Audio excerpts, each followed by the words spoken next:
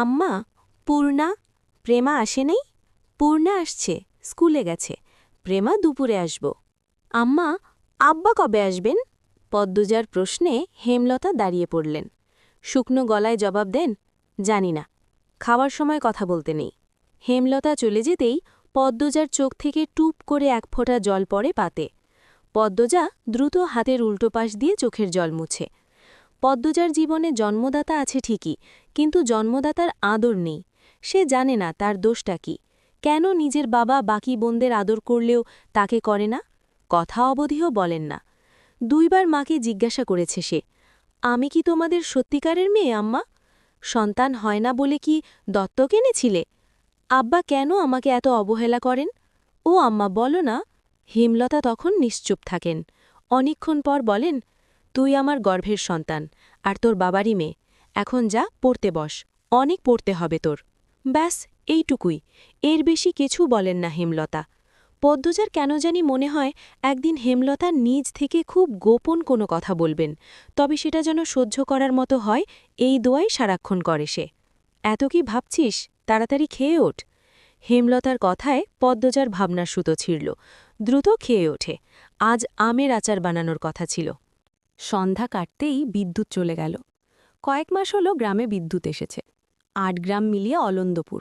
তাদের গ্রামের নাম আটপাড়া। প্রতিদিন নিয়ম করে সন্ধ্যারাত থেকে 3 ঘণ্টা গ্রাম অন্ধকারে তলিয়ে থাকে। আর সারাদিন তো বিদ্যুতের নামগন্ধও থাকে না। বিদ্যুৎ দিয়ে লাভটা কি হলো? পদ্মজা, পূর্ণা, প্রেমা 3 বোন একসাথে পড়তে বসেছিল। বাড়ি অন্ধকার হতেই 9 বছরের প্রেমা খামচে ধরে পদ্মজার ওড়না। পদ্মজা মৃদুস্বরে ডাকল, আম্মা, আম্মা, আয়, টর্চ নিয়ে যা। হেমলতার আহ্বানে পদ্মজা উঠে দাঁড়াল। প্রেমা অন্ধকার খুব ভয় পায়। পদ্মজার ওড়না ছেড়ে পূর্ণার হাত চেপে ধরে। টর্চ নিয়ে রুমে ঢোকার মুহূর্তে পদ্মজা গেট খোলার আওয়াজ পেল। উঁকি দিয়ে হানিফকে দেখে সে দ্রুত রুমে ঢুকে পড়ল। হানিফ পদ্মজার সৎ মামা। বুবু, বাড়ি আন্ধার কেন? বাত্তি টাত্তি জ্বালাও। হানিফের কণ্ঠ। হানিফ, আসছিস? হেমলতা রুম থেকে বেরিয়ে বলেন, হাতে হারিকেন। হানিফ সব কটি দাঁত বের করে হাসল, বলল, হ, আমি। আয়, ভেতরে আয়।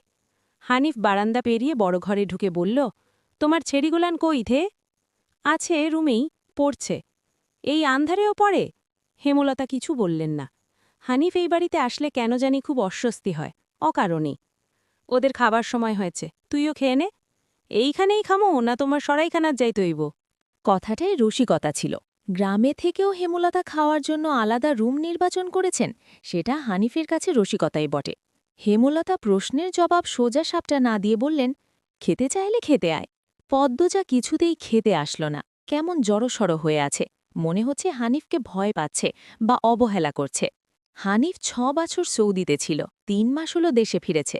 3 মাসে যতবার হানিফ এই বাড়িতে পা রেখেছে, ততবারই পদ্মজা অজুহাত দিয়ে দূরে দূরে থেকেছে। হেমলতার বিচক্ষণ মস্তিষ্ক মুহূর্তে ভেবে নিল অনেক কিছু, তাই জোর করলেন না। আজই এই লুকোচুরির ফয়সালা হবে। হানিফ পদ্মজাকে দেখার জন্য অনেক ছলচাতুরি করল, কিছুতেই সুযোগ পেল না। বিদ্যুৎ আসার ঘণ্টাখানেক পর হানিফ চলে যায়। পূর্ণা, প্রেমা রুমে ঢুকতেই পদ্মজা ঝাঁপিয়ে পড়ে। রুদ্ধশ্বাস কণ্ঠে বলল, কতবার না করেছি লোকটার পাশে বেশিক্ষণ না থাকতে? তোরা কেন শুনিস না আমার কথা? পূর্ণা ও প্রেমা বিস্ময়ে হতবিহ্বল। পদ্মজা কখনো তাদের এমন নিষেধ দেয়নি, তাহলে এখন কেন এমন বলছে? হেমলতা রুমে ঢুকতেই পদ্মজা চুপসে গেল। পদ্ম, আমার রুমে আয়। মায়ের এমন কঠিন কণ্ঠ শুনে পদ্মজার কলিজা শুকিয়ে আসে। হেমলতা নিজের ঘরে চলে যান। হেমলতা মেয়ের দিকে তীক্ষ্ণ দৃষ্টিতে তাকিয়ে আছেন। পদ্মজা নতজানু হয়ে কাঁপছে। সুন্দরীরা ভীতু আর বোকা হয় তার দৃষ্টান্ত প্রমাণ পদ্মজা। হেমলতার খুব মায়া হয় পদ্মজার সাথে উঁচু কণ্ঠে কথা বলতে। পদ্মজা রূপসী বলেই হয়তো। গোপনে আবেগ লুকিয়ে তিনি বজ্রকণ্ঠে প্রশ্ন করলেন, কি লুকোচ্ছিস? হানিফের সামনে কেন যেতে চাস না?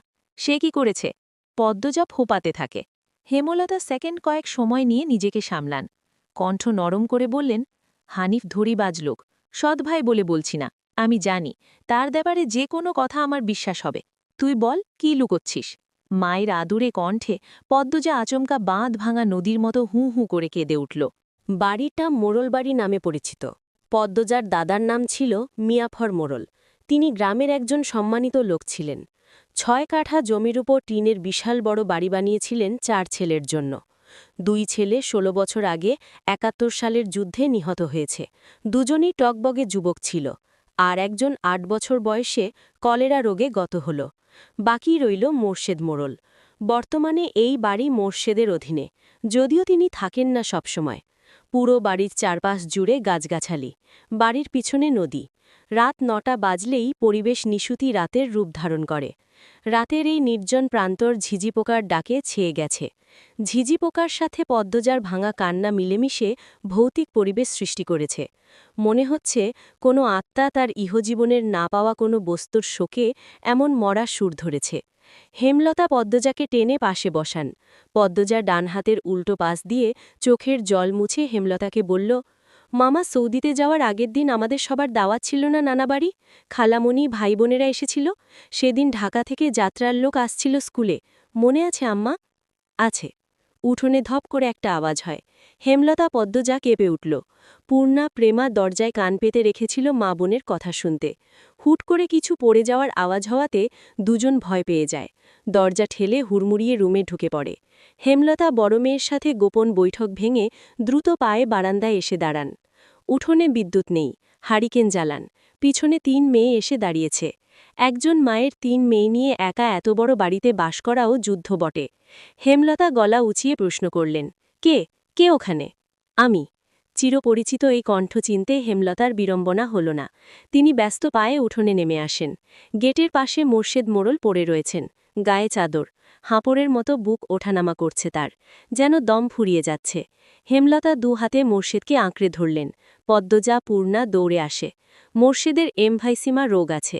এই রোগে অল্প চলাফেরাতেই শ্বাসটানের উপক্রম হয় এবং দম ফুরিয়ে যায়। শ্বাস নেবার সময় গলার শিরা ভরে যায়। 3 মা মেয়ে মোর্শেদকে ধরে রুমে নিয়ে আসে। মোর্শেদ এভাবেই হুটহাট করে বাড়ি ফেরে, কখনো কাকডাকা ভোরে, কখনো নিশুতি রাতে বা কখনো কাঠফাটা রোদে। মোর্শেদ মোড়লেই এমফাইসিমা রোগটা ধরা পড়ে 7 বছর আগে। মোর্শেদের অ্যাজমা ছিল, আবার ধূমপানে খুবই আসক্ত ছিলেন। ফলে ফুসফুসের এই রোগটি খুব দ্রুত আক্রমণ করে বসে। মোর্শেদ খানিকটা সুস্থ হয়ে রাত 1টার দিকে ঘুমালেন।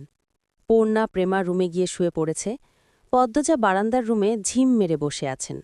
জানালার বাইরে চোখের দৃষ্টি। জ্যোৎস্না গলে গলে পড়ছে। কি সুন্দর দৃশ্য! পদ্মজার মন বলছে মা আসবে তার খোঁজে, পুরোটা ঘটনা শুনতে আসবেই। সত্যি তাই হল। কিছুক্ষণ পরে হেমলতা আসলেন। আম্মা, বাতিটা নিভিয়ে দাও, বলল পদ্মজা, কণ্ঠ খাদে নামানো।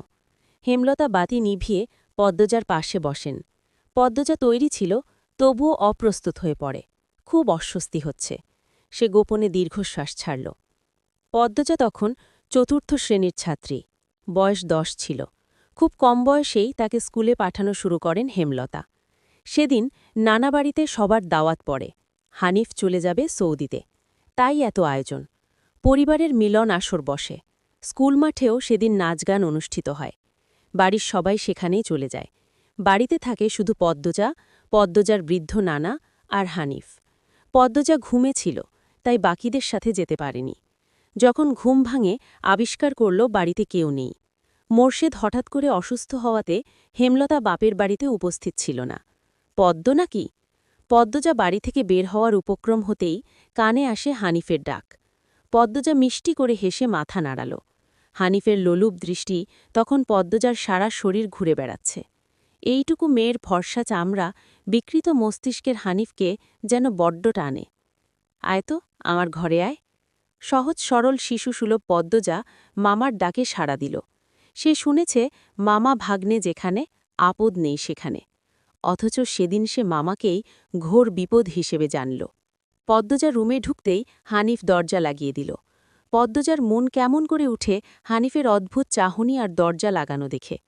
হানিফ কুৎসিত অঙ্গভঙ্গি প্রদর্শন করতে থাকে। পদ্মজার দেখতে খুব খারাপ লাগছে, ভয় করছে। এদিকে আয়, তোর লগে গল্প করি। হানিফ বিছানায় বসে পদ্মজাকে কাছে ডাকে। পদ্মজা কাছে যেতে সংকোচ বোধ করে। হানিফ পদ্মজার ডান হাতে ধরে টেনে কোলে বসায়। তুই জানোস, তুই যে সবার থাইকা বেশি সুন্দর? হানিফের প্রশ্ন পদ্মজার কানে ঢোকেনি। সে মুচড়াতে থাকে হানিফের কোল থেকে নামার জন্য। আপত্তিকর স্পর্শগুলো পদ্মজার খুব খারাপ লাগছে, কাঁদতে ইচ্ছে হচ্ছে।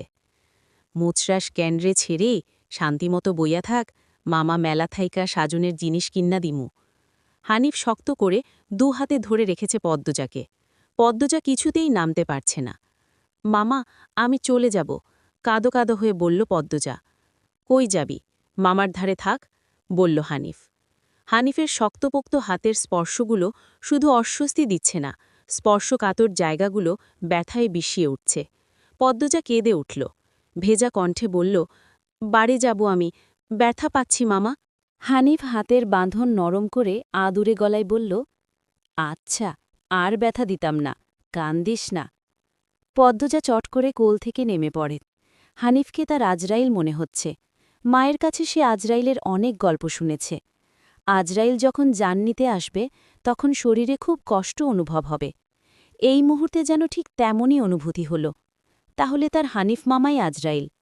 পদ্মজা দরজা খুলতে পারবে না, তাই হানিফকে ভীতিকণ্ঠে অনুরোধ করল, মামা, দরজা খুলে দাও। কেন? আমি তোরে যাইতে কইছি। হানিফের কর্কশ কণ্ঠের ধমকে পদ্মজা ভয়ে কেঁপে উঠল। তার চোখ বেয়ে জল পড়তে থাকে। হানিফ পদ্মজাকে জোর করে কোলে তুলে নেয়। পদ্মজা কাঁদছে। তার খুব ভয় লাগছে।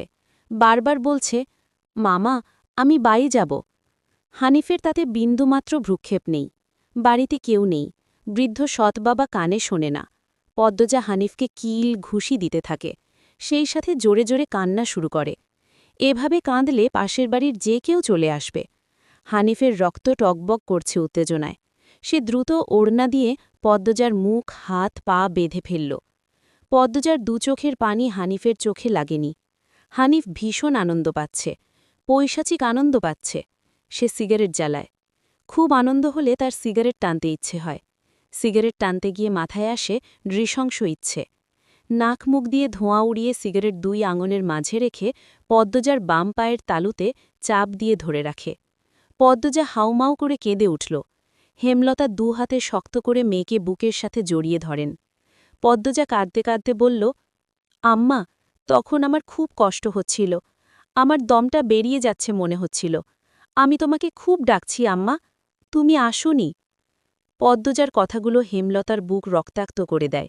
এ যেন ১৯৭১ সালের পাকিস্তানিদের নৃশংসতা। নিজের চোখে তিনি দেখেছেন পাকিস্তানিদের নিষ্ঠুরতা। হানিফ আর তার দেখা অত্যাচারী পাকিস্তানিদের মধ্যে কোনো তফাত নেই। হেমলতা নির্বাক, বাকরুদ্ধ। শুধু অনুভব হচ্ছে তার বুকে পড়ে আদরের পদ্মজা হাউমাউ করে কাঁদছে। সর্বাঙ্গ যেন কাঁপছে। হানিফকে ক্ষতবিক্ষত করে দিতে হাত নিষ্পিস করছে।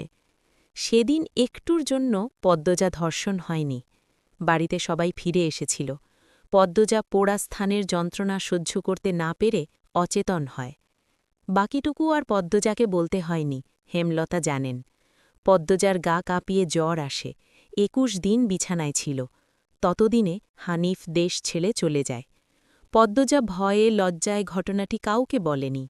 পায়ের পোড়া দাগ দেখে যখন হেমলতা প্রশ্ন করেছিল, পা এমনভাবে পুড়ল কি করে, পদ্মজা সহজভাবে জবাব দিয়েছিল, চুলার কাছে গিয়েছিলাম, চুলার লাকড়ির আগায় পা লাগছিল।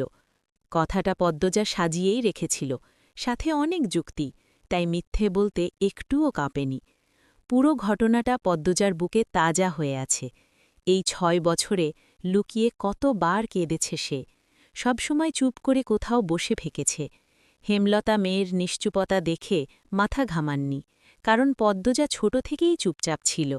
কিন্তু আজ হেমলতা খুব আফসোস হচ্ছে, নিজেকে অপরাধী মনে হচ্ছে। তিনি ভেবেছিলেন তার ৩টে মেয়েই তার কাছে খোলা বইয়ের মতো, চাইলেই পড়া যায়।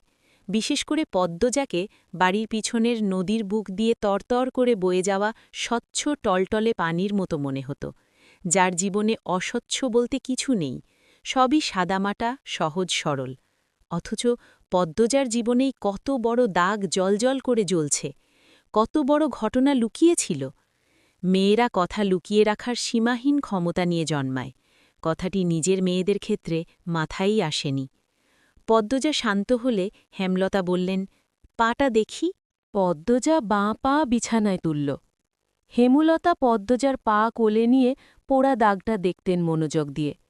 রক্ত টকবক গড়ে ওঠে, রন্ধ্রে রন্ধ্রে হিংস্রতা যেন লুটোপুটি খাচ্ছে। এই পোড়া দাগ হানিফের রক্ত দিয়ে মুছব। কথাটি কত সহজ করে বলেছেন হেমলতা, তবুও পদ্মজা কেঁপে উঠল। কি যেন ছিল কথাটিতে। শরীরের পশম দাঁড়িয়ে পড়ে। হেমলতা বারান্দার রুম ছেড়ে বড় ঘরে ঢুকেন। মিনিট কয়েক পর রামদা ছুরি হাতে নিয়ে উঠোনে যান। উঠোনের একপাশে শক্ত পাথর আছে। ছুরিটা পাথরে ঘষতে থাকলেন সাবধানে। ঘষতে ঘষতে পাথর গরম হয়ে আগুনের স্ফুলিঙ্গ দেখা দেয়, মানে ধার হয়ে গেছে। পদ্মজা বারান্দা থেকে দেখছে। অজানা আশঙ্কায় তার বুক কাঁপছে। হেমলতা বারান্দা পেরিয়ে রুমে ঢুকতে যাবে, তখন পদ্মজা উৎকণ্ঠিত গলায় ডাকল, আম্মা। আন্নার চাচার এক মেয়ে নিখোঁজ, শুনেছিস তো বড়দের মুখে? সেই মেয়ের ধর্ষক হানিফ ধর্ষণের পর পুঁতে ফেলেছে। অলন্দপুরের এই একটা মানুষই এতটা নৃশংস। আমি তখন ঢাকা পড়তাম, বাড়ি এসে জানতে পারি ঘটনা। আম্মার অনুরোধ আর কান্নায় আমি সেদিন মুখ খুলিনি। এত বড় পাপ চেপে যাই, সেই শাস্তি আমি ধীরে ধীরে পাচ্ছিলাম। আজ পুরোপুরি পেয়ে গেলাম। আমার পাপের শাস্তি শেষ হয়েছে। হেমলতা কথা শেষ করে জায়গা ত্যাগ করলেন। কি ধারালো প্রতিটি বাক্য! হেমলতার মুখ দিয়ে যেন আগুনের স্ফুলিঙ্গ বেরোচ্ছে। পদ্মজার মস্তিষ্ক শূন্য হয়ে পড়ে। আপা, স্কুলে যাবা না? পূর্ণা পদ্মজাকে জিজ্ঞাসা করল। যাব। তাড়াতাড়ি করো,